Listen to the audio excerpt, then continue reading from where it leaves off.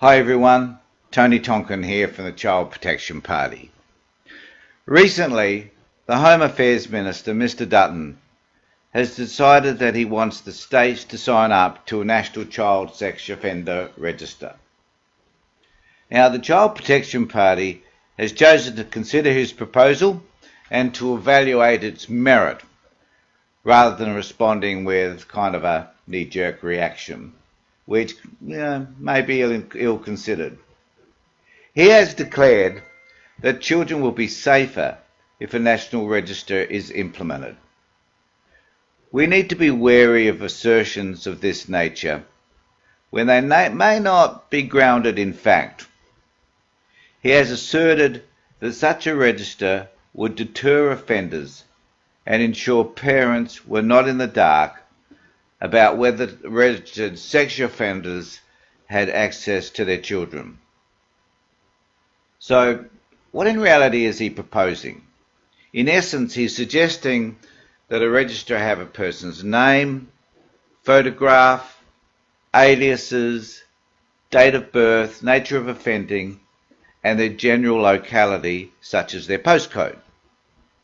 Now, none of this tells us that the offender is living next door to us or in the next street or hanging around the local shopping centre or playground. Not even a photograph may be helpful if a person is prepared to change their appearance, the colour of their hair, grow a beard, or change even their weight.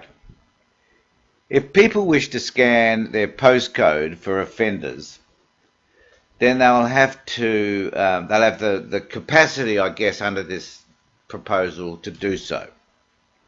Now, I've been concerned about the rise of vigilantism and the impact on that these people might take the law into their own hands.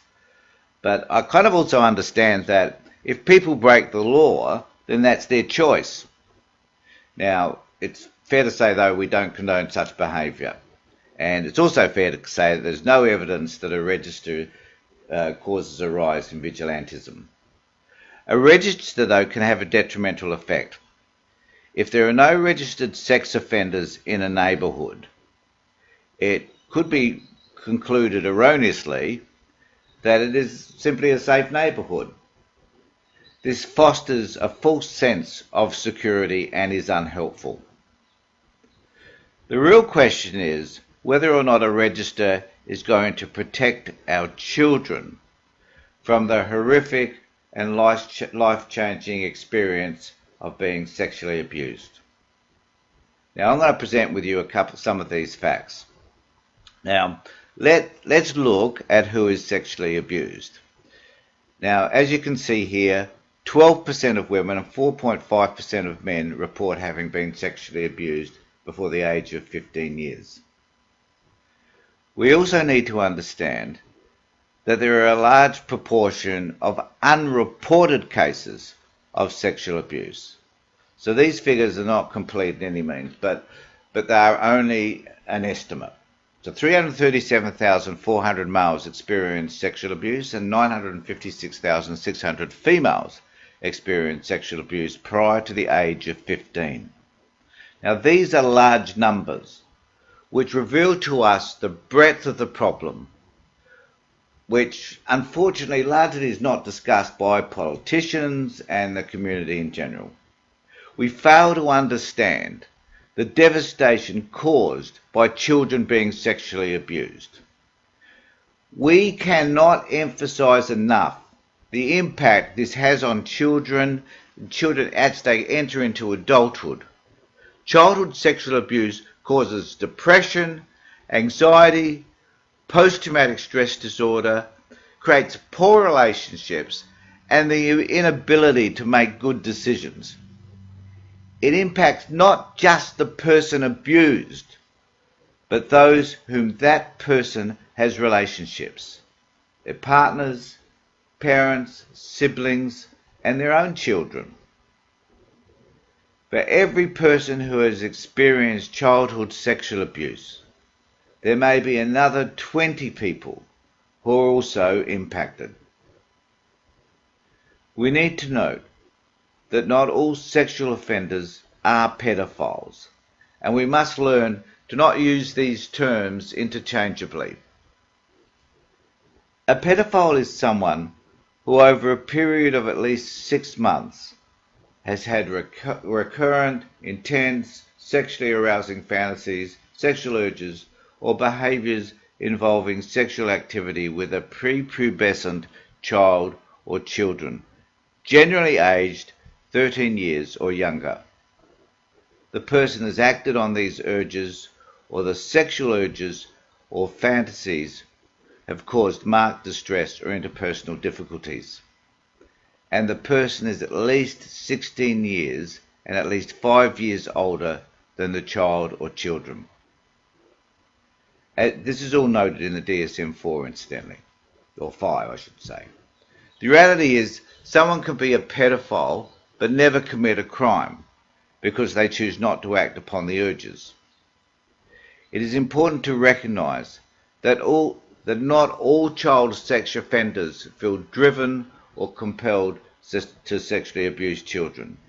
In fact, opportunity can play a key role in the commission of sexual offences against children. What this tells us is that we need to be more vigilant concerning those adults who have contact with our children. Yet we also need to keep in mind that most offending is perpetrated by those whom we know. This chart demonstrates that 3/4 of the people who are likely to abuse our children are either a male relative, a family friend and acquaintance, a neighbour, a father or stepfather, and other people that we may know. So when we are considering those that abuse children, we perhaps should be considering looking within our own circle of friends and relatives and associates for the perpetrator who is lurking, looking for the opportunity to abuse our children. I've worked as a therapeutic counsellor for over 25 years, in which time I have experienced clients who are psychopaths, sociopaths, narcissists, and pedophiles. What I can tell you is the belief system which these people hold are difficult to change. They are ingrained, embedded in their psyche. If we wish to keep our children safe, we need to understand that it is difficult to shift people from a belief system which to them is totally justifiable. We must remember, though, that it is not their beliefs which are the problem. It is when they action those beliefs that they cause untold damage. We need to understand that as long as those beliefs are dominant, and the people who hold those beliefs have acted on them and have been incarcerated, for the safety of our community, they need to be kept away from children. We need to confront the ignorance which is exhibited by those in power who, through their actions, allow our children to be returned to environments where they will be abused. It is evident within the family law court that judges fail to understand the degree to which many of these people can manipulate and persuade others that children will be safe in their care. We need to educate judges, lawyers, psychologists, and social workers who work within this system to better understand and forensically evaluate people who appear before them who have belief systems which, if acted upon, will harm children and cause irreversible harm. Now, the Child Protection Party does not offer an objection to national registration of sex offenders. What we object to are policies and inaction which fail to protect children. Politicians need to find the courage to confront this issue. If they believe that establishing a sex offender register is the answer, then they are wrong. If we wish to protect children, then we all need to be better educated. Over recent years, we have run programs identifying the impact of domestic violence, road safety, and drug use. In the same way, we should be implementing similar programs that highlight the damage inflicted on the innocent. We need programs which create an awareness of grooming techniques. We need to educate people about the modus operandi of those who prey on children. Most importantly, we need to believe children. Creating a register of sex offenders will not result in a decrease in child sexual abuse. It may create some publicity, and it may appear that those advocating for the register are interested in the well-being of children. The public may even feel safer. Unless we become proactive, our children will continue to be sexually abused and damaged. Those who are on this register are those who have been convicted of an offence. What are we going to do about all those perpetrators who slip under the radar, such as people like Shannon McCall, or that loving, doting father who is abusing his children?